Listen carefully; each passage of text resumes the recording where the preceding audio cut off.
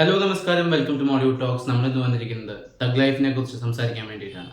Mani Ratnam, Kamal Haasan, AR Rahman ഈ മൂന്ന് പേരുകളിലെ ആദ്യത്തെ ഹൈപ്പ് മുതൽ ഇങ്ങോട്ട് ഓരോ അപ്ഡേറ്റിലും ഈ സിനിമ കാണണം എന്ന് തോന്നിച്ചിട്ടുള്ള ഒരുപാട് ഫാക്ടേഴ്സ് വന്നു ചേർന്ന് വളരെയധികം ആഗ്രഹിച്ചു കണ്ട ഒരു സിനിമയാണ് തഗ് ലൈഫ്. നമുക്ക് ഈ സിനിമയുടെ റിവ്യൂയിലേക്ക് കിടക്കാം.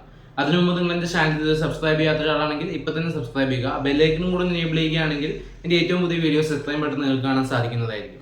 സിനിമയുടെ കഥയിലേക്ക് വരികയാണെങ്കിൽ ഒരു ഗാങ്സ്റ്റർ ഡ്രാമ, ഒരു യൂഷ്വൽ സ്റ്റൈൽ ഓഫ് ഗാങ്സ്റ്റർ ഡ്രാമയുടെ തുടക്കമാണ് ഈ സിനിമയ്ക്കുള്ളത്. വളരെ എൻഗേജിങ് ആയിട്ടുള്ള ആദ്യത്തെ കുറച്ചു നേരം ഒരു പക്ഷേ മണിരത്നം സിനിമയുടെ സ്റ്റൈൽ ടോട്ടലി വിട്ടുപിടിച്ച് ഒരു വേറെ രീതിയിലേക്ക് പോയിട്ട് അത്യാവശ്യം നല്ലൊരു കുറച്ച് മൊമെന്റ്സ് തന്നിട്ടുള്ള ഒരു സ്റ്റാർട്ടിങ്.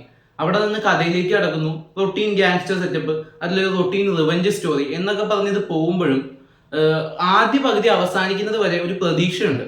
ആദ്യ പകുതിയിലെ ചെറിയ കണക്ഷൻസും ചെറിയ ക്യാരക്ടർ ഡെവലപ്മെന്റ്സും ഒക്കെ ഇനി അങ്ങോട്ട് അത്യാവശ്യം വലിയ രീതിയിൽ പോകുന്നു. നല്ലൊരു ക്ലാസ് ടച്ച് സിനിമയ്ക്ക് ഉണ്ടാവും എന്നുള്ള പ്രതീക്ഷയിലാണ് രണ്ടാം പകുതിയിലേക്ക് കടക്കുന്നത്. എന്നാൽ ആ പ്രതീക്ഷ മുച്ചൂടും മുടിച്ചുകൊണ്ടാണ് സിനിമ അവസാനിക്കുന്നത്.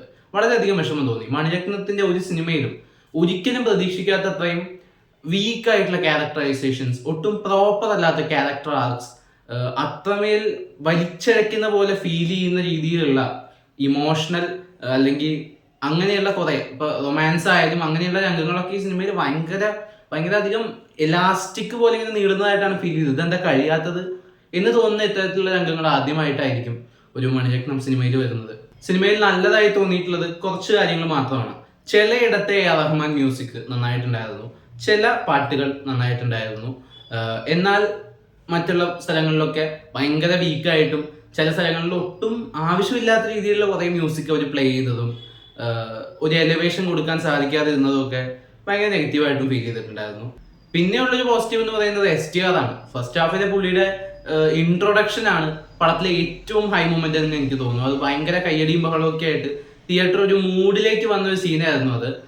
അവിടെ നിന്ന് അങ്ങോട്ട് പുള്ളിയുടെ സീക്വൻസുകളും പുള്ളിയുടെ ഡയലോഗ്സും കാര്യങ്ങളും ചെറിയ പഞ്ച് ലൈൻസും ഒക്കെ ഭയങ്കര റൂട്ടഡ് ആയിട്ടുള്ള ഒരു ആക്ടറുടെ ഒരു സ്കില്ലും പുള്ളിയുടെ ആ ഒരു ഭയങ്കര സബ്റ്റിലായിട്ട് പുള്ളി മാസ് കാണിക്കുന്ന പരിപാടികളും അടിപൊളിയായിരുന്നു. എന്നാൽ ആദ്യ പകുതി STR വെച്ച് കൊടുത്തിട്ട് സെക്കൻഡ് ഹാഫിൽ കമൽഹാസനെ ടോപ്പ് ആക്കാൻ വേണ്ടിയുള്ള കടുത്ത പരിശ്രമം സെക്കൻഡ് ഹാഫിലെ STRന്റെ ക്യാരക്ടർ ആർക്കിനെ നശിപ്പിച്ചു കളയുകയും കമൽഹാസന്റെ ക്യാരക്ടറിനെ ഉയർത്താൻ കഴിയാതെ പോവുകയും കൂടെ ചെയ്യുമ്പോൾ പടം സമ്പൂർണ്ണമായിട്ട് എനിക്ക് മുമ്പിൽ പരാജയമാവുമായിരുന്നു. കവിത പോലെ മണിരത്നം എഴുതി വെക്കുന്ന ഫ്രെയിമുകൾ ഈ സിനിമയിലും കുറച്ചൊക്കെ ഉണ്ട്. പക്ഷെ ഈ സിനിമയെ രക്ഷിച്ചെടുക്കാൻ മാത്രമുള്ള അളവിൽ അത് വന്നിട്ടുണ്ടെന്ന് എനിക്ക് തോന്നിയില്ല. വളരെ കുറച്ച് ഫ്രെയിമുകൾക്ക് വേണ്ടി മാത്രം തിയേറ്ററിൽ പോകണമെന്ന് ചോദിച്ചു കഴിഞ്ഞാൽ എനിക്കറിയില്ല. എന്തായാലും ഞാൻ സജസ്റ്റ് ചെയ്യുന്ന ഒരു സിനിമയായിരിക്കില്ല അത്. പിന്നെ അതിനപ്പുറത്തേക്ക് കുറച്ച് കാര്യങ്ങൾ ഈ സിനിമയിൽ പറയാവുന്നത്, ജോജു ജോർജിന്റെ പെർഫോമൻസ് കിടിലനായിട്ട് തോന്നി. പുള്ളിയുടെ ഒരു ആറ്റിറ്റ്യൂഡും ഡയലോഗ് ഡെലിവറീസും ഒക്കെ കിടിലായിരുന്നു. പിന്നെ ബാബു രാജകോസനാലും പുള്ളി നന്നായിട്ടുണ്ട്. ഐശ്വര്യലക്ഷ്മി ഉണ്ട് മലയാളത്തിൽ നിന്ന്. അവർക്ക് പക്ഷേ ഭയങ്കരമായിട്ട് പെർഫോം ചെയ്യാൻ കൊടുത്ത സീൻസ് ഭയങ്കര അതിദാരുണമായ മെലോഡ്രാമയായി മാറുന്ന ഒരു സിറ്റുവേഷൻ ഉണ്ടായിട്ടുണ്ടായിരുന്നു. അശോക് സെൽവനെ എന്തിനാണ് ഇതിൽ കാസ്റ്റ് ചെയ്തതെന്ന് എനിക്ക് സിനിമ കണ്ടു കഴിഞ്ഞിട്ട് മനസ്സിലായില്ല. ജസ്റ്റ് ഒരു 2-3 സീനിൽ ഇങ്ങനെ വന്ന് ഡയലോഗ് കണ്ടു പോകുന്നു എന്നുള്ളത് മാത്രമാണ് പുള്ളി ചെയ്യുന്നുള്ളൂ. കമൽഹാസന്റെ ക്യാരക്ടറിനെ ബൂസ്റ്റ് ചെയ്ത് വന്നപ്പോൾ എത്ര പേര് കണ്ടിട്ടുണ്ടെന്ന് എനിക്കറിയില്ല. സിസു എന്ന് പറഞ്ഞിട്ടൊരു ഹോളിവുഡ് മൂവി ഉണ്ട്. ആ സിനിമയിൽ ഒരു അപ്പൂപ്പനുണ്ട്. പുള്ളി ആകാശം ഇടിഞ്ഞു വീണാലും തട്ടിപ്പോവില്ല എന്നുള്ള രീതിയിൽ നിൽക്കുന്ന ഒരു മനുഷ്യനാണ്. ആളുടെ ഒരു ക്യാരക്ടറൈസേഷനിലേക്ക് രംഗരാജ ശക്തിവേൽ എത്തുകയാണ് ചെയ്തത്.